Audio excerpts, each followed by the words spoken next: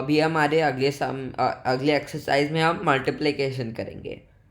और अभी मल्टीप्लिकेशन भी नॉर्मल मल्टीप्लिकेशन की तरह है, बस डेसिमल को इग्नोर करके हमें सॉल्व करना है। तो जैसे यहाँ पे हम सॉल्व करेंगे 60.25/4। तो पहले हमारा पहला स्टेप है 4 × 5। तो 4 5 = 20, तो 0 लिख लूँगा और फिर 2 हमारा कैरी ओवर में आ जाता है, लेकिन मैं अभी लिख रहा नहीं हूँ। तो 2 दिमाग में कैरी ओवर करके 2 + 2 करके हमें 4 मिल जाता है। सॉरी, हमें करना भी 2 × 4। मैं भी कंफ्यूज हो गया। तो अगर आप कंफ्यूज हो जाते हो ना, आप ऊपर कैरी ओवर का स्टेप लिख सकते हो। मैंने यहाँ पे नहीं लिखा है, लेकिन आपको अगर सॉल्व करते हुए लिखना है तो आप लिख लो, तो आप कंफ्यूज नहीं होगे। तो अभी हम करेंगे 2 × 4, और फिर हमारा पहले 2 है तो हम उससे 2 ऐड कर लेंगे। तो 2 4 8 + 2 = 10। तो फिर से यहाँ पे 0 लिख ले, हमें कैरी ओवर करना है। तो यहाँ पे हमारे पास 2 डिजिट ख़त्म हो गए हैं ना, यहाँ पे 2 है और फिर यहाँ पे हम नीचे डेसिमल लाएंगे। तो फिर से 2 डिजिट के बाद मैं डेसिमल लाऊंगा। फिर हमारा अगला पार्ट हमने कैरी ओवर किया था, है ना। तो 4 × 0 0 हो जाएगा, और फिर यहाँ से एक जो हमने कैरी ओवर किया था वो आ जाएगा। तो फिर हमारा आंसर 1 आ जाएगा। और फिर आखिर में हम करेंगे 4 × 6। तो 4 × 6 = 24।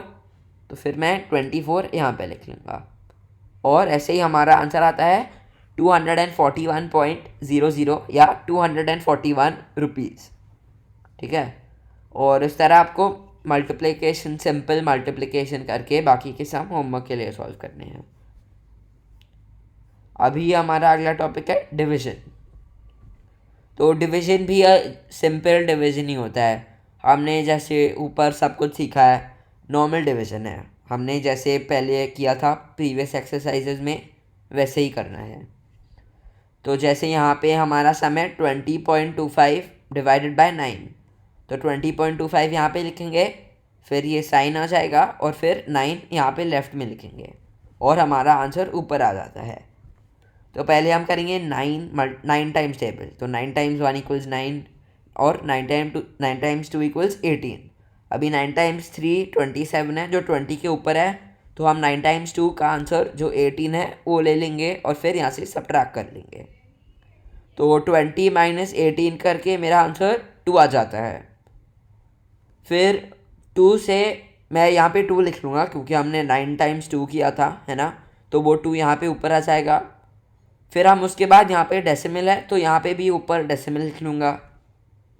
फिर मैं ये दूसरा जो 2 है 0 के बाद, ये नीचे लाऊंगा।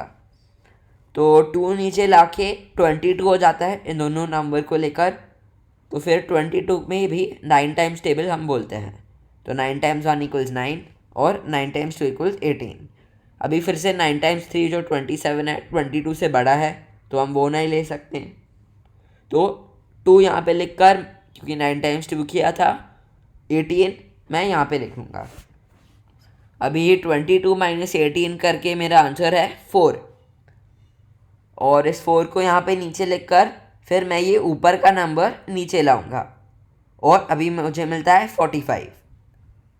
तो 45 9 से डिविजिबल है। 9 × 1 = 9, 9 × 2 = 18, 9 × 3 = 27, 9 × 4 = 36, और 9 × 5 = 45। तो फिर 45 यहाँ पे -45 हो जाएगा, 45 - 45, और फिर हमारा आंसर 0 आ जाएगा, रिमाइंडर। तो ये हमारा रिमाइंडर 0 है। क्वोशंट 2.25 है। सो मैं 2.25 यहाँ पे ऊपर लिख लूँगा, और रिमाइंडर यहाँ पे 0 नीचे लिख लूँगा, और इस तरह हमारा सम सॉल्व हो जाता है। और इस तरह बाकी के सम सिंपल डिवीजन होमवर्क के लिए सॉल्व करने हैं। अभी हम आते हैं हमारे आखिरी पार्ट पे, वर्ड प्रॉब्लम्स। तो आपको पता है वर्ड प्रॉब्लम्स बस सिंपल सम ही है, लेकिन उनका सम का आपका क्वेश्चन वर्ड अक्षरों में लिखा है, वर्ड्स में लिखा है, नंबर्स में नहीं। जैसे यहाँ पे हमारा सम है, Varun gave a 5 rupee note to a shopkeeper for an eraser worth 1.50. How much money should he get back? तो उसका मतलब है वरुण ने शॉपकीपर को 5 रुपये का नोट दिया, तो हमारा टोटल है 5, और फिर मैं 0.00 लिख लूँगा। और इरेजर का प्राइस क्या है? 1.50। तो अभी हमें पता करना है उससे कितना पैसा वापस मिल जाएगा। तो अभी इसे फाइंड आउट करने के लिए मैं क्या करूँगा, जितना उसने वरुण ने शॉपकीपर को दिया था जो 5 रुपीज़ है, मैं 5 रुपीज़ माइनस 1.50 करूँगा, क्योंकि 1.50 इरेजर का प्राइस है। तो फिर जितना भी बचा है पैसा उसे वो वापस मिलना है। तो यहाँ पे मैं 5.00 लिख लूँगा, फिर उसके नीचे 1.50, और फिर हमारा आंसर इसके नीचे आ जाएगा। और आपको बीच में ये लाइन भी ड्रॉ करना है, इसे मैं ड्रॉ कर लेता हूँ। हाँ, तो ये लाइन ड्रॉ हो गया, और अभी हम सॉल्व करते हैं। तो ये अभी सब्ट्रैक्शन है, मैंने माइनस साइन बनाया नहीं है, लेकिन मैं चलो बना देता हूँ, आपको आसानी होगी फिर। तो ये माइनस साइन आ जाएगा, ठीक है। अभी सॉल्व करते हैं। तो 5.00 माइनस 1.50, तो ये 0 माइनस 0 0 आ जाता है। फिर 0 माइनस 5 तो कर नहीं सकते, तो मैं कैरी ओवर कर लूँगा। तो यहाँ पे मैं कैरी ओवर लिख रहा नहीं हूँ, लेकिन जब आप सॉल्व कर रहे हो आप लिख सकते हो आसानी के लिए। तो 5 माइनस 1 इक्वल्स 4, तो 4 यहाँ पे आ जाएगा, और फिर 0 प्लस 10 हम करेंगे। तो 0 प्लस 10 करके हमें मिलता है 10। तो 10 माइनस 5 हमारा फिर को सम हो जाएगा, तो फिर 10 माइनस 5 करके मुझे मिलता है 5। तो मैं यहाँ पे 5 लिख लेता हूँ, एक मिनट। हाँ, यहाँ पे 5 आ जाएगा, पता नहीं ये क्यों नहीं आ रहा।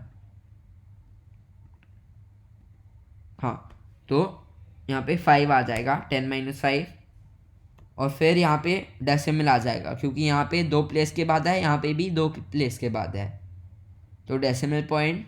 और फिर ये 4 माइनस 1 है, क्योंकि यहाँ पे हमने 5 से 1 सब्ट्रैक्ट किया था, तो ये 5 मत देखो, इसे 4 जैसे लो और 4 माइनस 1 करो।